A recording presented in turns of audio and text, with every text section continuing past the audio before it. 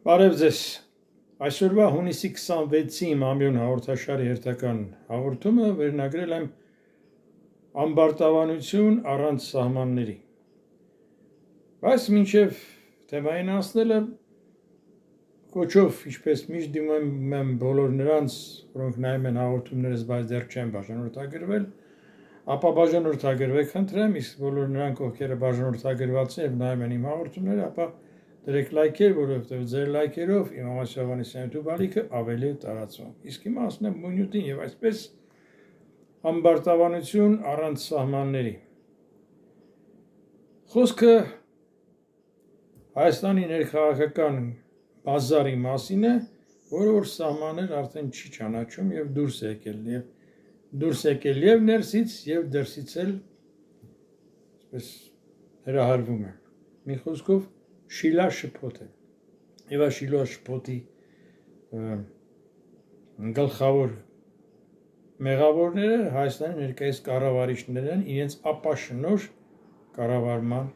շնորհիվ։ Հիմա ես չեմ էլ ուզում խորանալ այն տեղեկությունների շուրջ, որոնք որ հրապարակվեցին երեկ, որ Հայաստանում կանխվել է ահաբեկչություն։ Եթե կանխվել է, շատ լավ է, որովհետև ցանկացած ահաբեկչություն դատապարտելի է, բայց հաշվի առնելով կանխավարկածը, անմեղությամբ, խուսափում եմ որևէ գնահատականներ տալուց, թեպետ ես իմ գնահատականները կոնկրետ սեփազան շարժման վերաբերյալ տվել եմ հենց առաջին իսկ օրը, առաջին նրանց հրավիրած առաջին իսկ հանրահավաքի ժամանակ, երբ ես լսեցի այդ առաջնորդ իրեն հռչակած, ավելի շուտ ինքն իրեն չէր հռչակել, իրեն կարգադրել եւ նշանակել էին եւ պարզ է թե ով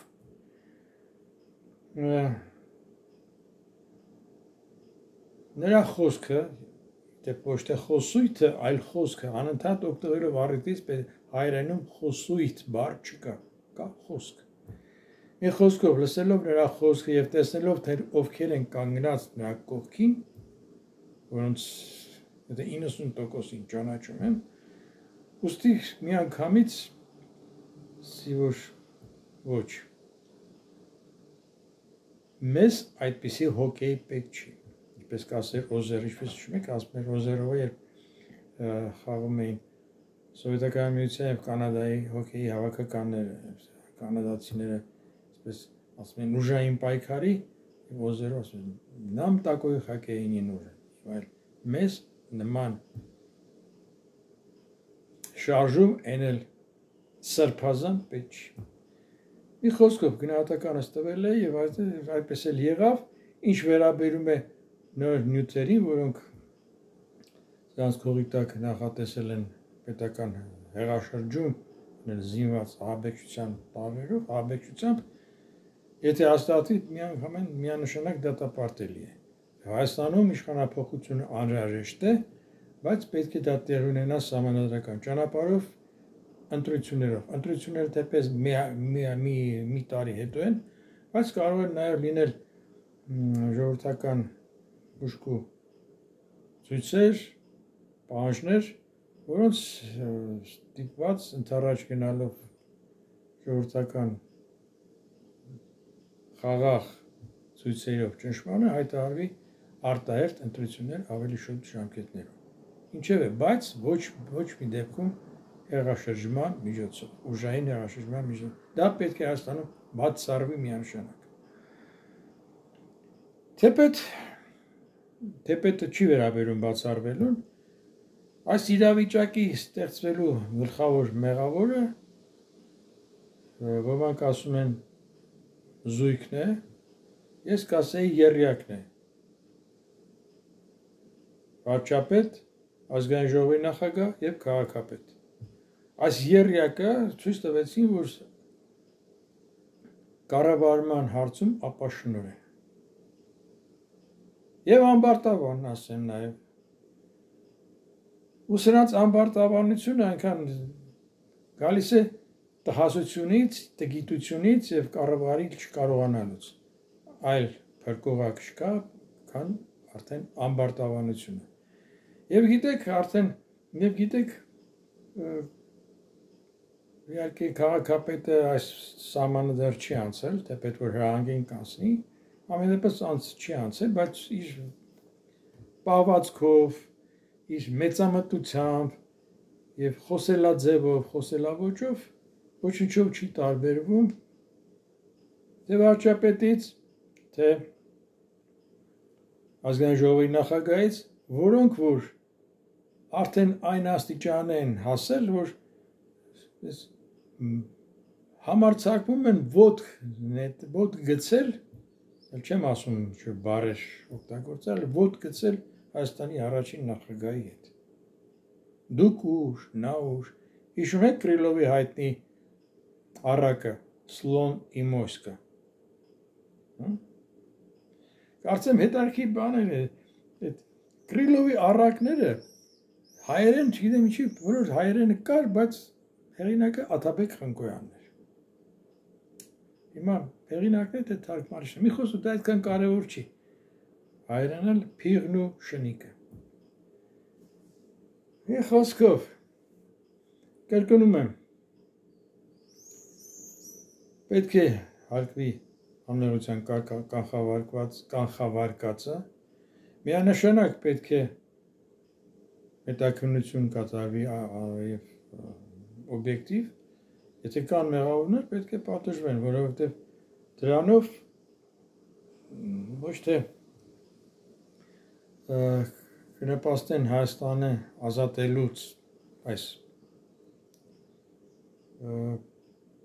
ապիկար, անկարող կառավարիչներից, այլ ավելի կվնասեն երկրի թե իրավիճակը, կխորացնեն այս ծանր իրավիճակը և թե ավելի կհեղինակազրկեն ավելի քան այս իրենց կառավարչությամբ շարունակում են հեղինակազրկել ներկայիս կառավարիչները։ Միանշանակ է, ակնհայտ է նաև, որ այս Հայաստանի ներքին գործերին ակնհայտորեն միջամտում են հյուսիսից։ Չեն էլ թաքցնում բառից բուն իմաստով, բաց տեքստով, այդ մասին ասում են, խոսում են։ Նրանք իրավունք ունեն, գիտեք ինչի իրավունք ունեն, որովհետև իրենք իրենց իմպերիալիստական նկրտումներն ունեն անցկացնել։ Դա իրենց գործն է, բայց մեր գործն էլ Հայաստանի կառավարիչների չեն կարող, բայց Հայաստանի իշխանություններն էլ խնդիրն էլ այն պետք է լինի, որ կարողանան դիմագրավել, չեզոքացնել դրսից ցանկացած փորձ։ Այս կառավարիչները ի վիճակի չեն, ընդհակառակն այս կառավարիչները իրենց կատարած քայլերով ավելի են խորացնում, ավելի են գազազացնում հյուսիսի արջին։ Մանավանդ այն դեպքում, երբ տարածաշրջանում իրավիճակը շատ հեղեղուկ է, փառքաստոր առայժմ գոնե Ամերիկա-իսրայելական հարձակումը Իրանի դեմ դադարել է, հայտարարվել է հրադադար, իզուր Ամերիկա-իսրայելական հարձակում, որովհետև առանց Միացյալ Նահանգների թողտվության համաձայնության Իսրայելը չէր համարձակվի հարձակվել Իրանի վրա։ Այնպես որ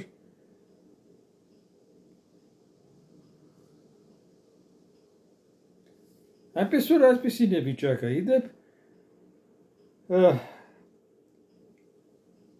տարածաշրջանում չի դադարում այս երկու Միացյալ Նահանգների այսպես կոչված էքսցենտրիկ նախագահի և համայնքրուսո իմաստունի բարի դրացիական փոխադարձ կսմիտները։ Ինչ նկատի ունեմ, որ երեկ Ամերիկայի Միացյալ Նահանգների նախագահը Հագայում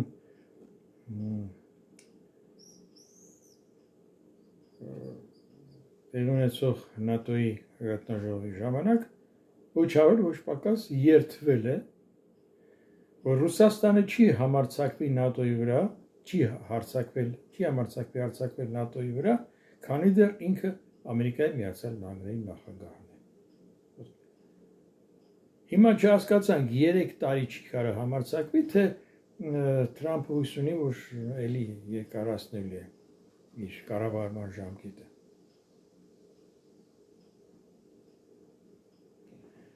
Գիտեք ինչ, եւ այսպիսի պայմաններում մի կողմից աշխարհը կրակն է ընկել երկու էքսցենտրիկների ձեռքը, մեկը էքսցենտրիկ, մյուսը ագրեսոր, հա։ Եվ այս պայմաններում, երբ տարածաշրջանն վտանգավոր վիճակում է, հազիվ է մի քիչ մարել այն կրակը, որ բռնկվել է մեր շուրջը, Հայաստանին պետք են խորիմաստ, հմուտ, իմաստուն կառավարիչներ, իշխանություն, ոչ թե կառավարիչներ։ Ներկայիս կառավարիչները անունակ չեն, դա չեն հասկանում, ոչ միայն չեն հասկանում, այլև ունակ էլ չեն, ինչ-որ միջոցներ գտնել, այնպիսի քաղաքականություն վարել, որպեսզի հնարավորինս չեզոքացնեն,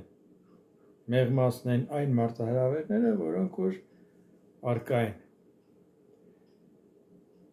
Բայց դրանք հիմա դա էլ արդեն չեն նկատում եւ հիմա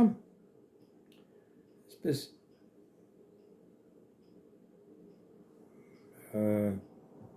սևեռված են պետություն, եկեղեցի այս վատթարագույն սցենարի վրա։ Մի կողմից նրանք են, մյուս կողմից սրանք են, փոխադարձ մեղադրանքներով, բայց այնուամենայնիվ իրենց մակարդակով ներկայիս կառավարիչները, եթե չհաշվենք, ասենք, Գալստանյանին եւ Աջապահյանին, որոնցով իրոք Աջապահյանով էլ ըստիս պետք է զբաղվի հատուկ ծառայությունները, որովհետև բացահայտ ինքը հրաշրջման պետությունը զավթելու կոչ է արել։ Ինքը իր բերանով խոստովանում է։ Այսինքն նայել, այս երկուսն էլ դուրս են եկել եկեղեցու հոգևորականին հարիր շրջանակից։ Հիմա այսպիսի, գիտեք ինչ, այսպիսի տրագիկոմեդիական իրավիճակ է ստեղծվել Հայաստանում։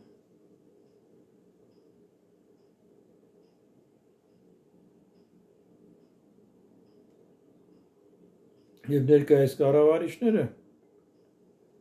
փորձում են ոչ թե իմաստնություն դրսևորեն, ոչ թե զսպվածություն դրսևորեն, այլ շարունակում են ավելի խորացնել ճգնաժամը։ Նույն կերպել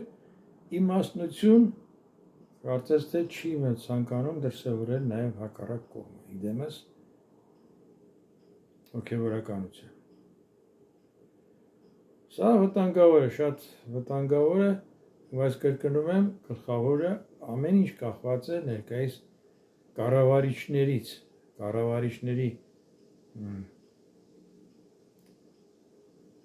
իմաստնությունից, խելամտությունից։ Մի բան, որ չի նկատում, այդ խելամտության իմաստության փոխարեն սրանք աչքի են ընկնում իրենց ամբարտավանությամբ։ Աստված հեռու պահի բոլոր նրանցից, ովքեր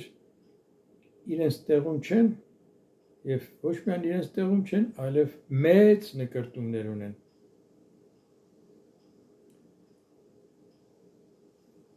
Սուտը, գիտեք, որ այն Լենինի այն լոզունգը, թե ամեն խոհարար պետք է կարողանա պետություն կառավարել, ոչ, խոհարարը պետք է լինի իր խոհանոցում, ուսուցիչը իր դասարանում, դիվանագետը իր դիվանագիտական ասպարեզում, ղեկավարն էլ իր դիրքում։ Ամեն մեկը այսինքն պետք է լինի իր դիրքում։ Այսօր այսքանը, բայց նախքան ցտեսություն ասելը մեկ անգամ եւս դիմում եմ բոլոր նրանց, ովքեր նայում են հաղորդումներս, բայց դեռ չեն բաժանորդագրվել, ապա բաժանորդագրվեք, խնդրեմ, Դրեք լայքեր, որովհետև ձեր լայքերով Համաս Հովհաննիսյանի YouTube ալիքս ավելի տարածվում։ Այսօր այսքանը, ցտեսություն, կհանդիպենք։ Խաղաղություն մեզ, խաղաղություն աշխարհին։